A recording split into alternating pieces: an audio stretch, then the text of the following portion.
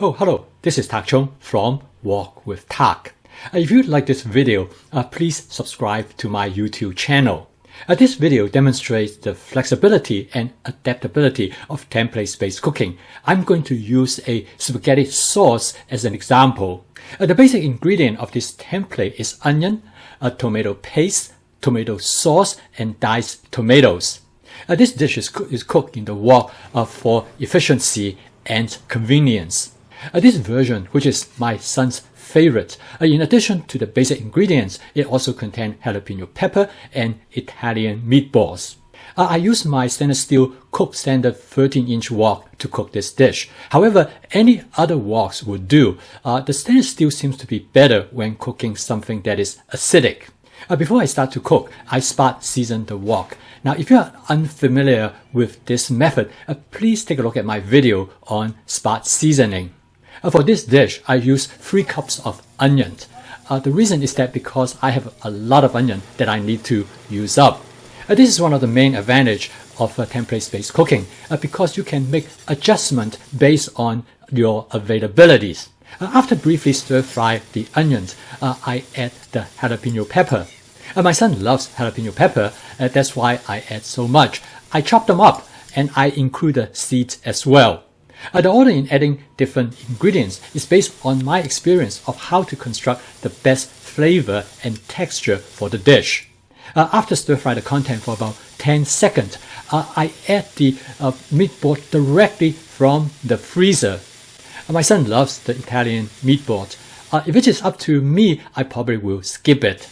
Next, I add the cauliflower stems, which was first sliced very thinly, and then it is chopped up into small chunks. It is also commonly known as cauliflower rice. I discovered it accidentally to use in spaghetti sauce. It gave both great texture and flavor.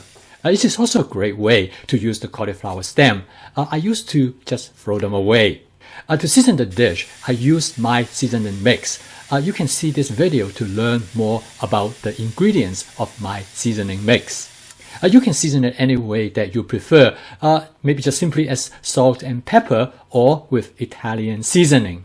Again, this is the advantage of template-based cooking. You have a lot of flexibility to make adjustments according to personal preferences.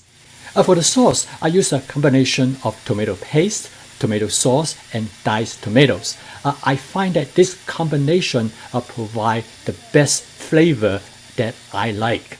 During the summer, when the tomato is in season, I love to use fresh tomatoes from my wife's garden. If necessary, I will add more water to achieve the consistency that I want. The next step is to cook the ingredients to the doneness that I want. I put a cover on the wok and turn the heat down to low for it to simmer. I check the progress periodically and I stir the content gently to make sure nothing sticks to the bottom of the wok. I simmer the dish for about 5 minutes. You can simmer it a little bit longer if you want the ingredient to be more done. The total cook time of this dish is between 20 to 30 minutes. Earlier, I cooked spaghetti noodles in the wok. The wok is excellent for this purpose because of its wide opening. After the water is boiled, I add 2 pounds of spaghetti to the wok, which is just about the right size. After the water is boiled again, I set the heat to about medium, and I use a pair of tongs to stir the noodles to prevent them from sticking to the bottom of the wok. I then rinse the noodles in cold water before serving. I do not add any salt or oil to the water in making the noodles. I don't think they are necessary. This meal is large enough to serve 8 people, and the leftover can be made into meals for later consumption. As you can see, this jalapeno and meatball spaghetti sauce is a variation of the basic template, and there are many other versions possible. In future videos, I will show you other versions so you can use them as ideas to create your own. Please subscribe to my YouTube channel and press the like button below if you find this video useful. This will help me to increase the visibility of my channel and to reach a wider audience.